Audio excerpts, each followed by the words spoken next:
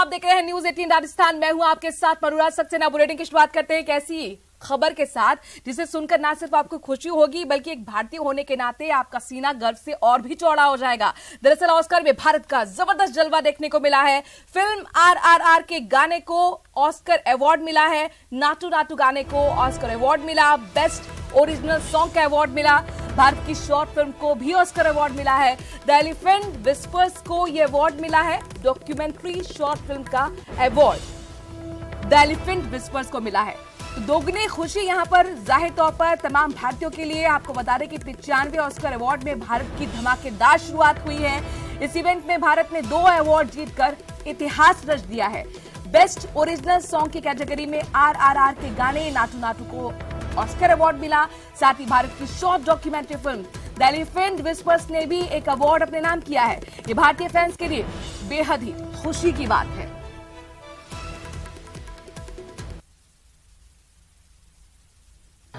I was very confident that Bose will get this award.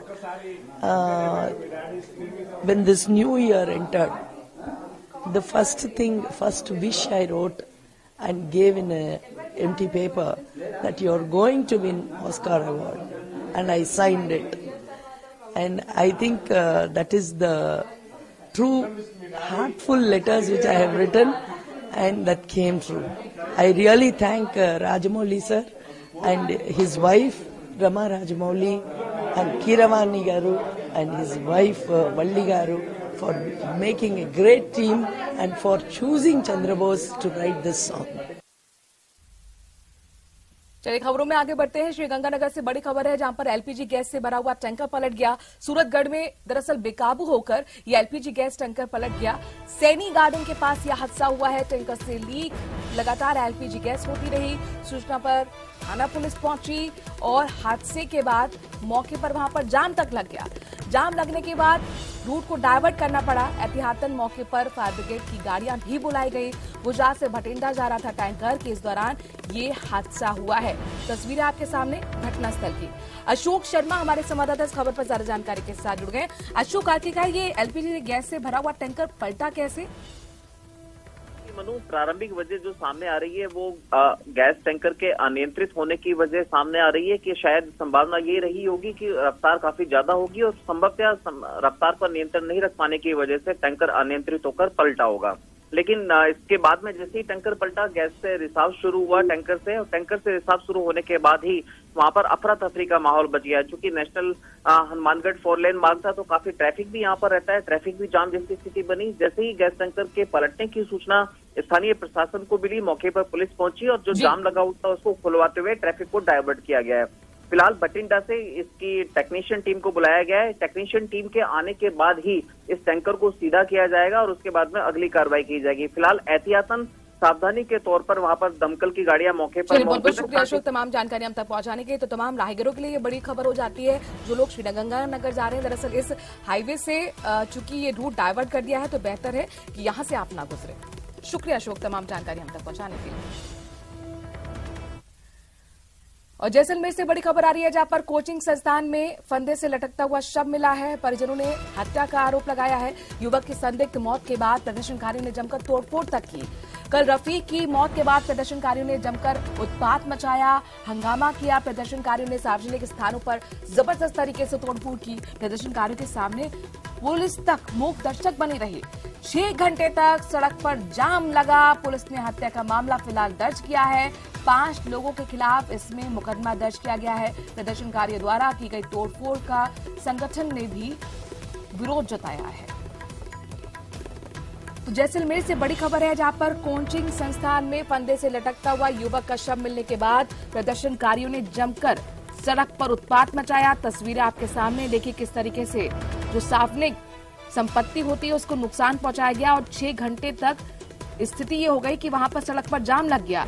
हैरानी की बात यह है कि पुलिस भीड़ को कंट्रोल नहीं कर पाई बल्कि खुद वहां पर मूक दर्शक बनकर देखती रही। 5 लोगों के खिलाफ फिलहाल ये पूरा केस अब इसमें दर्ज कराया गया है। प्रदर्शन द्वारा जो तोड़फोड़ की गई थी कई संगठनों ने हालांकि इसमें विरोध तो जताया है लेकिन क्या इसमें कार्रवाई होगी ये भी देखना होगा। श्रीकांत हमारे संवाददाता इस खबर पर ज्यादा जानकारी के साथ जुड़ गए। श्रीकांत, 6 घंटे तक ये बवाल चलता रहता है और पुलिस हैरानी की बात है कि मूक दर्शक बनकर देखती रहती है। फिलहाल सबसे पहले तो ये बताइए, जो कोचिंग संस्था में युवक का शव मिला था फंदे से लटकता हुआ, उस पर किस पर हत्या का शक जताया गया है, क्या कार्रवाई? और दूसरा, ये जो उत्पात हुआ उसमें कोई एक्शन? जी, मैं आपको बताता हूँ, गांधी कॉलोनी के कोचिंग संस्थान में जो युवक का शव मिला था, जिस पर परिजनों का आरोप था कि ये हत्या है।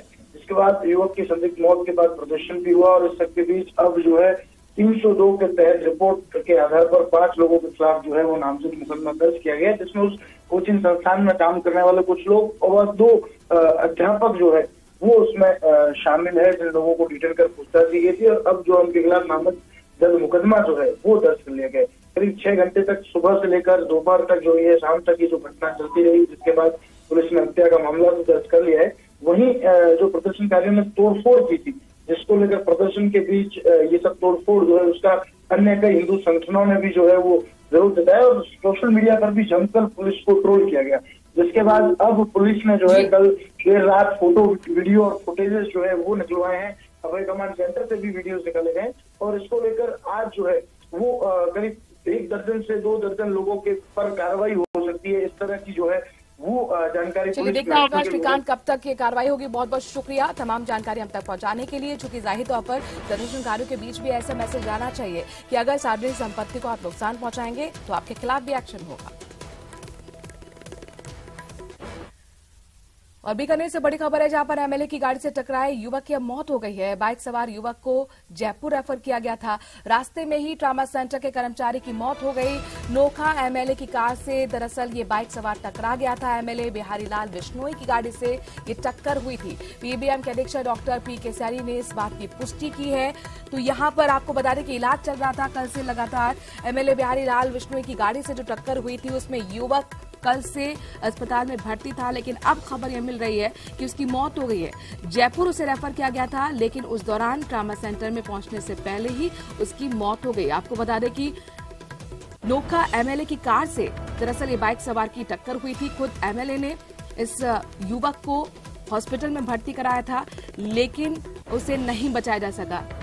मनीष हमारे संवाददाता इस खबर पर ज्यादा जानकारी के साथ जुड़ गए हैं। मनीष, जाहिर तौर पर कोशिशें हुई, खुद एमएलए ने इस युवक को भर्ती भी कराया, लेकिन नहीं बचाया जा सका है। अब ऐसे में सबसे पहले तो ये बताइए कि क्या इस मामले में अभी तक केस दर्ज हुआ है? जी, कल पीबीएम अस्पताल के सामने नोखा से भाजपा विधायक बिहारी लाल बिश्नोई की गाड़ी से बाइक सवार इस युवक की टक्कर हो गई थी, जिसके बाद में इसके पैर में फ्रैक्चर हुआ था और सिर में भी कुछ इंजरीज आई थी। इसको पीबीएम में भर्ती करवाया था, वहां से इसको हालत गंभीर होने पर जयपुर रेफर किया, जिसके बाद में इसने रास्ते में ही दम तोड़ दिया। और उसके बाद में जो एमएलए हैं उन्होंने खुद अपनी गाड़ी है वो सदर थाने में भी खड़ी करवा दी और एमएलए ने अपने गनमैन और जो ड्राइवर हैं उसको भेज करके इसको अस्पताल में भी भर्ती करवाया था। वहीं अभी जो जानकारी सामने आ रही है, इससे मृतक जो है इसका आज पोस्टमार्टम भी किया जाना है। और सबसे बड़ी बात यह है कि जहां पर हादसा हुआ वहां पर ही ये जो मृतक था मोहम्मद हसन, ये कार्यरत था, नर्सिंग कर्मी था, पीबीएम अस्पताल में ही ये नर्सिंग कर्मी था और वहां से ये निकल करके जा रहा था। उसी दरमियान एमएलए जो है उनकी गाड़ी से इसकी टक्कर हो जाती है। हालांकि एमएलए साहब ने खुद ने अपनी मानवीयता दिखाई और इसको अस्पताल में भी भर्ती करवाया और खुद की गाड़ी भी सदर थाने में खड़े भिजवा दी और दूसरी गाड़ी से ही वो गए थे। और इसके बाद में जो पुलिस है वो गाड़ी उनकी सदर थाने में ही खड़ी है।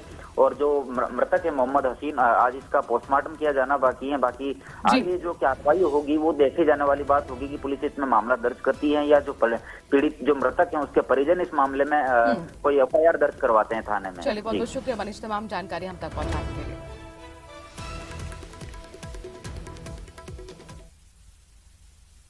और पोखरण से सड़क हादसे की खबर आ रही है, जहां पर बोलेरो और कार की जबरदस्त टक्कर हो गई। हादसे में 7 लोग घायल हुए हैं, 4 गंभीर रूप से घायल हुए हैं, जिन्हें जोधपुर रेफर किया गया है। पुलिस ने दोनों वाहनों को जब्त किया है। नाश्ता थाना क्षेत्र के सत्याया गांव के पास ये घटना हुई, जहां पर बोलेरो और कार की जोरदार टक्कर हुई और इस हादसे में 7 लोग घायल हो गए। सावलदान हमारे संवाददाता इस खबर पर ज्यादा जानकारी के साथ जुड़ गए हैं। सावलदान, ये टक्कर की वजह, हादसे की वजह क्या रही? देखिए, साफ तौर से देखा जाए तो बोलेरो और कार की भीषण टक्कर हुई और दोनों गाड़ियों के परखचे उड़ गई। बोलेरो नागौर की तरफ से सत्या की तरफ आ रही थी और कार है वो सत्या ऐसे ही नागौर की तरफ जा रही थी। दोनों गाड़ियों की आमने सामने टक्कर हुई, इसमें 7 लोग घायल हुए, जो नाथना अस्पताल में प्राथमिक उपचार के बाद 4 को जोधपुर रेफर कर दिया और पुलिस ने दोनों गाड़ियों को जब्त करके मामले की जांच शुरू कर दी है। जी शुक्रिया तमाम जानकारी सौरभ हम तक सावलदार पहुंचाने के लिए। तो सावलदार हमारे संवाददाता पोखरण से जानकारी दे रहे थे कि फिलहाल ये तेज रफ्तार का कहर बताया जा रहा है। और जयपुर से बड़ी खबर आ रही है, किरोड़ीलाल मीणा का एसएमएस अस्पताल में इलाज चल रहा है। आईसीयू में मेडिकल बोर्ड की निगरानी में इलाज हो रहा है। कुशलक्षेम पूछने वालों के आने का सिलसिला भी लगातार जारी है। कल बीजेपी के प्रदेश प्रभारी अरुण सिंह ने हाल जाना, वहां पहुंचकर संगठन महामंत्री चंद्रशेखर भी पहुंचे, एमएलए वेद प्रकाश सोलंकी भी पहुंचे थे। आपको बता दें कि लाखन सिंह, अशोक लाहोटी समेत कई नेताओं ने खुद एसएमएस हॉस्पिटल पहुंचकर किरोड़ीलाल मीणा से मुलाकात की और उनका हालचाल जाना। सौरभ हमारे संवाददाता इस खबर पर ज्यादा जानकारी के साथ जुड़े हैं। सौरभ, सबसे पहले तो मेडिकल अपडेट दीजिए, किस तरह की स्थिति है किरोड़ीलाल मीणा की, क्या पहले से बेहतर सुधार? जी बिल्कुल, देखिए तमाम जांचें जो है उनकी की जा चुकी है और उनकी तबीयत जो है वो अब कहा जा सकता है डॉक्टरों के हिसाब से कि जो तमाम जांचें हैं वो नॉर्मल आई है। हालांकि उनकी जो पुरानी शिकायत है, वो जो सरदर्द की, वर्टिगो की, वो लगातार बनी हुई है। इस बीच तमाम जो उनके शुभचिंतक हैं, उनके करीबी लोग हैं, उनके अस्पताल पहुंचकर कुशलक्षेम पूछने का सिलसिला जो है वो लगातार जारी है। कल भी बड़ी संख्या में बड़े नेताओं ने आकर एसएमएस अस्पताल में उसकी कुशलक्षेम जो है वो पूछी, चाहे बात बीजेपी प्रदेश प्रभारी अरुण सिंह हो या फिर संगठन महामंत्री चंद्रशेखर। उसके अलावा कांग्रेस के नेता भी अस्पताल पहुंचकर उनके हालचाल जो है वो जान रहे हैं। एमएलए वेद प्रकाश सोलंकी जो है वो अस्पताल पहुंचे थे। नमोनारायण मीणा जो पूर्व केंद्रीय मंत्री हैं वो भी अस्पताल पहुंचे थे। तो ऐसे में लगातार उनके शुभचिंतक जो है वो अस्पताल पहुंच रहे हैं, उनके हालचाल जो है वो जान रहे हैं। जी शुक्रिया सौरभ तमाम जानकारी हम तक पहुंचाने के लिए। और हो सकता है आज भी कई बीजेपी के बड़े नेता खुद जाकर एसएमएस हॉस्पिटल में किरोड़ीलाल मीणा से मुलाकात करें, उनका हालचाल जाने। न सिर्फ यहां पर एसएमएस हॉस्पिटल में भीड़ भाड़ देखने को मिल रही है, बल्कि आपने देखा किस तरह से सड़कों पर इस पूरे मुद्दे को बड़ा बनाते हुए बीजेपी ने विरोध प्रदर्शन भी किया था। और उदयपुर से बड़ी खबर है, जहां पर खेरोदा थाना पुलिस की तस्करों के खिलाफ ताबड़तोड़ कार्रवाई देखने को मिली है। देर रात खेरोदा पुलिस और तस्करों के बीच जबरदस्त मुठभेड़ हुई। खेरोदा पुलिस की भटेवर हाईवे पर नाकेबंदी चल रही थी। पुलिस ने तस्करों का पीछा करते हुए स्कॉर्पियो को बरामद किया। अवैध डोडा चूरा और साथ ही एक पिस्टल भी पुलिस ने बरामद की है। 3 किलोमीटर तक तस्करों का पुलिस ने पीछा किया। मुठभेड़ के दौरान मौका देखकर तस्कर गाड़ी छोड़कर भाग निकले। तो अवैध डोडा चूरा और पिस्टल तो पुलिस ने बरामद कर ली, लेकिन तस्कर हालांकि भागने में कामयाब रहे। पुलिस ने कोशिश 3 किलोमीटर तक तस्करों का पीछा करके उन्हें पकड़ने की, लेकिन खाली हाथ। कमलेश हमारे संवाददाता इस खबर पर ज्यादा जानकारी के साथ जुड़ गए हैं। कमलेश, मुठभेड़ हुई लेकिन तस्कर भाग निकले, पकड़ने के लिए क्या कुछ रणनीति, क्या कुछ एक्शन की तैयारी पुलिस की तरफ से? देखिए, उदयपुर के खेरोदा थाना क्षेत्र की घटना है देर रात की। यहाँ भटेवर के समीप जो है कि पुलिस नाकाबंदी कर रही थी। इस दौरान एक स्कॉर्पियो निकली और स्कॉर्पियो को पुलिस ने रोकना चाहा, लेकिन पूरी जो स्कॉर्पियो है वो तस्कर लेके भागे नाकाबंदी तोड़ के। इसमें पुलिस ने फायरिंग भी की है और फायरिंग जो है कि पुलिस ने स्कॉर्पियो के टायर पे की। उसके बाद जो है कि टायर पंचर होने के बाद वो गाड़ी रुकी और तस्कर वहां से गाड़ी छोड़कर भागे। इसमें पुलिस ने जो है कि गाड़ी में रखा करीब 3 क्विंटल 45 किलो जो अवैध डोडा और एक अवैध पिस्टल और स्कॉर्पियो गाड़ी जब्त कर ली। और साथ ही जो है कि पुलिस ने लगातार पीछा भी किया, लेकिन वो अंधेरे का फायदा उठाकर जंगलों में भाग गए। ऐसे पुलिस ने वापस सुबह आज से उनकी तलाश शुरू कर दी। शुक्रिया कमलेश तमाम जानकारी हम तक पहुंचाने के लिए। तो खेरोदा थाना पुलिस की तस्करों के खिलाफ ताबड़तोड़ कार्रवाई देखने को मिली। अवैध डोडा चूरा, एक पिस्टल पुलिस ने बरामद किया है। स्कॉर्पियो कार भी बरामद कर दी है और इसी स्कॉर्पियो कार में अवैध डोडा चूरा बरामद किया गया। लेकिन जो तस्कर इसे चला रहे थे, हालांकि उन्हें पकड़ने में नाकामयाब रही पुलिस। फिलहाल उन तस्करों तक पहुंचने के लिए पुलिस लगातार दबिश दे रही है। नाकेबंदी के दौरान आपको बता दें कि ये कार्रवाई हुई खेरोदा पुलिस की भटवेर हाईवे पर नाकेबंदी हो रही थी और इस दौरान जब पुलिस ने स्कॉर्पियो रोकने की कोशिश की तो स्कॉर्पियो चालक ने भागने की कोशिश की और ऐसे में यहां पर मुठभेड़ भी काफी देर तक खेरोदा थाना पुलिस और तस्करों के बीच में होती रही। डरकर तस्कर भाग गए स्कॉर्पियो छोड़कर, जिसमें से अवैध डोडा चूरा और पिस्टल बरामद की गई है।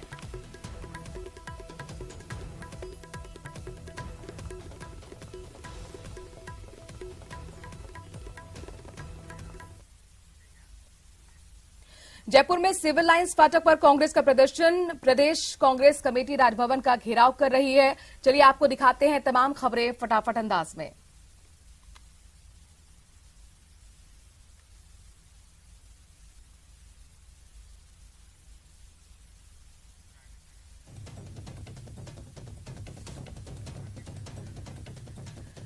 राकेश हमारे संवाददाता इस खबर पर ज्यादा जानकारी के साथ जुड़ गए हैं। राकेश, कांग्रेस का ये प्रदर्शन जयपुर में सिविल लाइंस फाटक पर चल रहा है, जरा बताइए आखिरकार मुद्दा क्या है?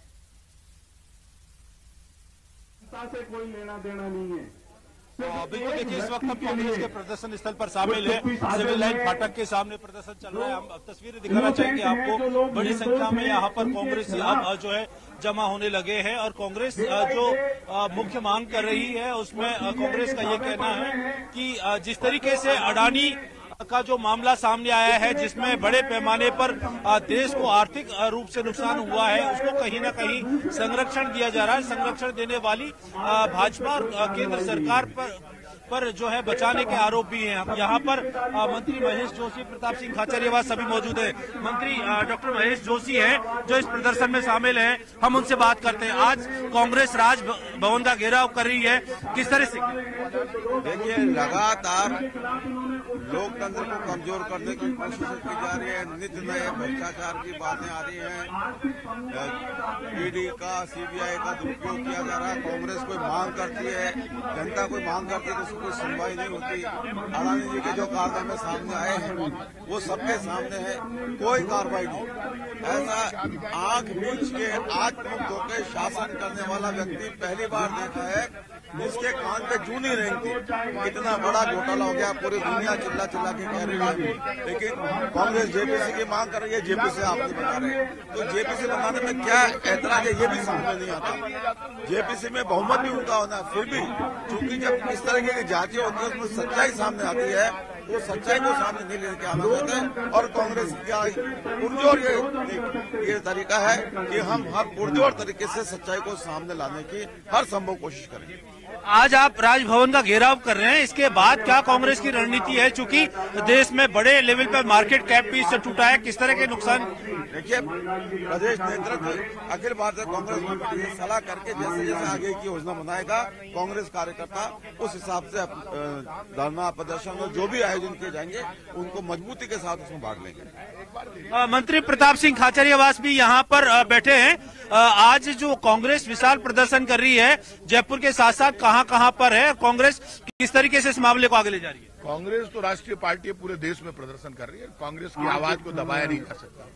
कांग्रेस जनता की आवाज है, कांग्रेस देश की आवाज है। और सुन लेना, महंगाई, गरीबी, बेरोजगारी से पूरा देश परेशान है और बीजेपी को भुगतना पड़ेगा। अडानी का बड़ा घोटाला हुआ, आप अडानी के घोटाले को दबाने के लिए तो अपोजिशन लीडर्स के यहाँ पर आप छापे डाल रहे हैं, उनको बंद कर रहे हैं, उठा कर लगातार रेड कर रहे हैं। तो आप अडानी के ऊपर क्यों नहीं कर रहे? ज्वाइंट पार्लियामेंट्री कमेटी यदि बनती तो कांग्रेस, बीजेपी और हर पार्टी का एमपी उसमें शामिल होता। अब क्या हुआ? बीजेपी की नाक काट दी सुप्रीम कोर्ट ने कमेटी बना दी। अरे बीजेपी के लोगों शर्म करो, पाप लगेगा। हालात क्या हो रहे हैं पूरे देश के? राजस्थान में 70 लाख लोगों को हमने, जो गरीब है, उज्ज्वला योजना में आते हैं, बीपीएल परिवार है, उनको 500 रुपए में सिलेंडर देंगे। तो पूरे देश में आप तो सब्सिडी खत्म कर रहे हो, हम महंगाई से लड़ रहे हैं, 100 यूनिट तक बिजली फ्री करते हैं। अब अडानी के घोटाले से आम आदमी का पैसा डूब गया। मेरे पास आए जयपुर के बहुत लोग, बैंकों वाले के साथ हमारे यहाँ पे लोग हंगामा कर रहे हैं, हमारे यहाँ झगड़ा हो रहा है, लोग सुसाइड कमिट करने को तैयार है, उनका पैसा डूब गया। तो गवर्नमेंट ये जवाब तो दे कि हम जिनका पैसा डूब गया उनका पैसा देंगे। अडानी के जरिए बैंकों में जो पैसा है, बैंकों ने पैसा लगाया, बैंकों में पैसा डूब, बैंक के पैसा देने को मना कर रही है कि आपका हमने तो शेयर मार्केट में लगाया था अडानी के जरिए, तो पैसा कैसे मिलेगा? बिल्कुल कांग्रेस इस मामले को लेकर नाराज है। मंत्री टीकाराम जूली और सहित यहाँ पर हम देख सकते हैं कि बड़ी संख्या में जो कांग्रेस के राकेश आपके पास वापस आएंगे। फिलहाल के लिए बहुत बहुत शुक्रिया वहां से तमाम जानकारी हम तक पहुंचाने के लिए। तो आपने देखा किस तरह से सिविल लाइंस गेट पर यहाँ पर प्रदर्शन चल रहा है कांग्रेस के कार्यकर्ताओं का, और कुछ ही देर में राजभवन का कूच भी ये कार्यकर्ता करेंगे। कुल मिलाकर अडानी और ईडी के मुद्दे पर जबरदस्त हंगामा न सिर्फ सड़कों पर आज देखने को मिल रहा है, बल्कि संसद में भी इसकी गूंज आज दिखाई देने को मिलेगी, चूंकि बजट सत्र का दूसरा चरण शुरू हो जा रहा है। एक छोटे से ब्रेक के लिए यहाँ पर रुक रहे हैं। खबरों का सिलसिला जारी है न्यूज़ 18 राजस्थान पर।